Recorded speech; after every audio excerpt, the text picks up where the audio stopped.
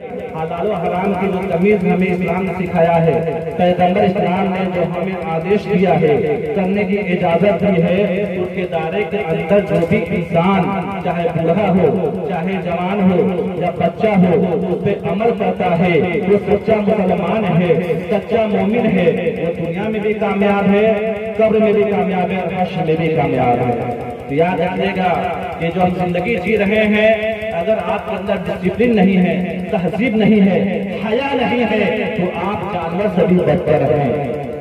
غور کیجیے گا، غور کیجیے گا، آج ہمارے سماج میں بے شرم لوگوں کی کمی نہیں ہے، بے حیا لوگوں کی کمی نہیں ہے۔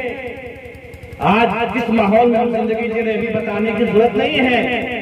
آج بچوں کو نہ ہم تہذیب سکھاتے ہیں، نہ ڈسپلن سکھاتے ہیں، نہ اٹھنا بیٹھنا، چلنا پھرنا، کوئی آداب جو ہوتا ہے زندگی گزارنے کے جو اچھے ڈسپلن ہوتے ہیں، شاید ہی کسی بچے کے اندر پایا جاتا ہو۔ تو ظاہر بات ہے، جس گاؤں کے جس علاقے میں لوگ تہذیب یافتہ نہ ہو، کوالیفائڈ نہ ہو، تو ظاہر بات ہے کہ جہالت کے شکار ہونے کے بعد نہ لوگوں کو ایمان کی خبر ہوگی، نہ کفر کی خبر ہوگی۔ بولو سبحان اللہ۔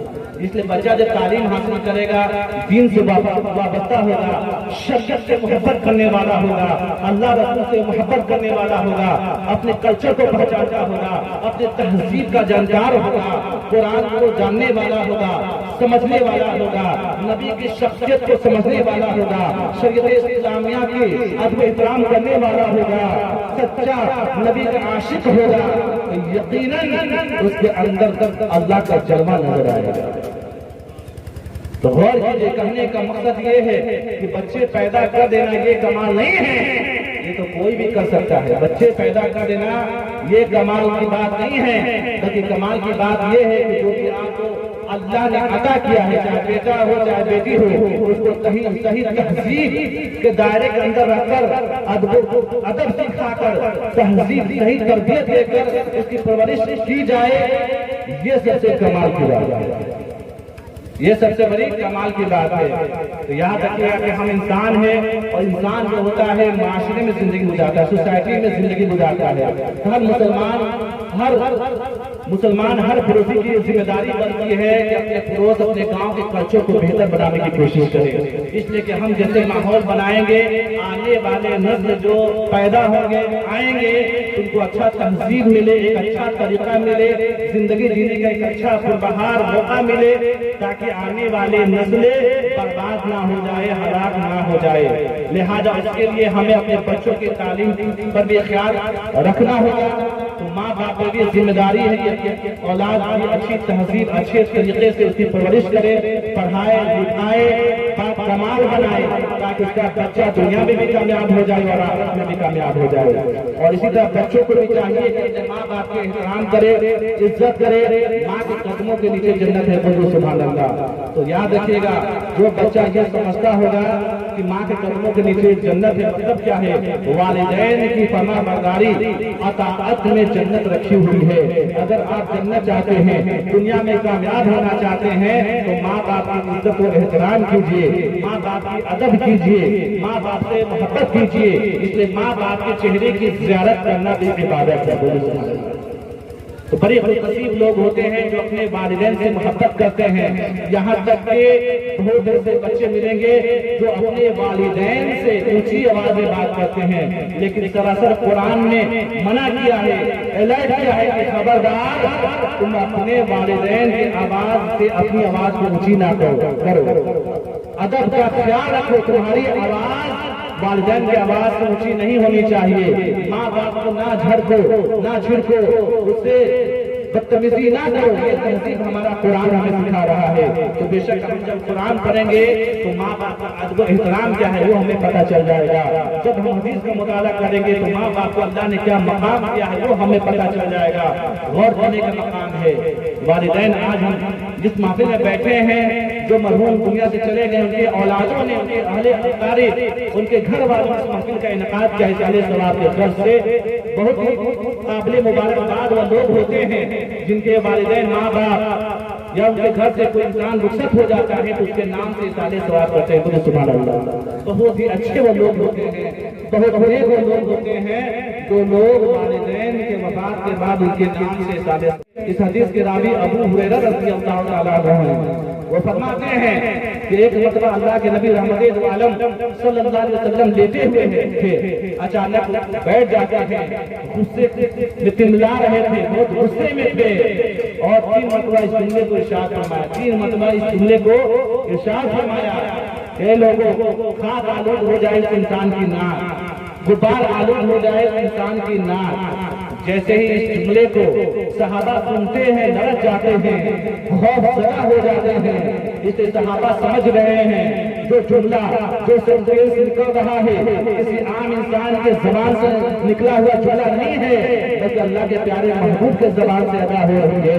और जो जुमला प्यारे नबी रहमत दो आलम पैगंबर इस्लाम के ज़बाने अक़दस से अदा हो जाए वो पत्थर की लकीर हुआ करती है, अल्लाह की बारगाह में मकबूल हुआ करती है। सहाबा का ईमान हमसे बेहतर था, वो लड़ जाते हैं, वो कांपने लगते हैं और अर्ज करते हैं, हाथों को जोड़ लेते हैं, मिन्नत समानत करते हैं और अर्ज करते हैं, या रसूल अल्लाह, आपने 3 मरतबा बददुआ किया है, किसके लिए आपने बददुआ किया है? ये बददुआ का जुमला जो आपने इस्तेमाल किया है किस शख्स के लिए किया है? अल्लाह के नबी रहमत दो आलम सल्लल्लाहु अलैहि वसल्लम ने इरशाद फरमाया, ऐ लोगों सुनो, मैंने ये बददुआ जुमला उस शख्स के लिए इस्तेमाल किया है कि जो इंसान अपने माँ बाप या माँ बाप में से किसी एक को बुढ़ापे की हालत में पाया और उसकी खिदमत करके जन्नत हासिल ना किया। गौर करने का मकाम है कि माँ बाप को अल्लाह ने मकाम दिया है। गौर कीजिए कि हम जो भी गुनाहें करते हैं तो अल्लाह या तो उस गुनाह की सजा हमें दुनिया में दे देता है, अगर दुनिया में बख्श दे, माफ कर दे, तो आखिरत में जरूर हिसाबो किताब लेगा। लेकिन बड़ा ही बदनसीब इंसान होता है, तो वो ही बड़ा बदनसीब इंसान होता है जो अपने माँ बाप को तकलीफ देते हैं, जो माँ बाप से बदतमीजी से पेश आते हैं, माँ बाप की अदब एहतराम नहीं करते हैं।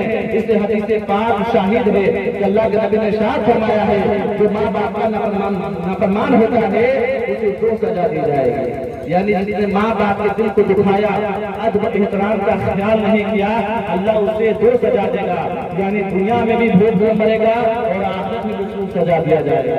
अब इससे आप समझ सकते हैं कि माँ बाप का क्या मकाम है। जब मुख्तसर अंदाज में ये समझ लीजिए कि हमारे माँ बाप हमारे लिए जन्नत भी और जहन्नम भी है। इसलिए अल्लाह के नबी की हदीस है, वाज़े तौर पे ये मशहूर हदीस है कि अल्लाह के नबी ने इरशाद फरमाया, माँ बाप की रजा में ही अल्लाह रसूल की रजा है, माँ बाप की रजामंदी में अल्लाह रसूल की रजा है।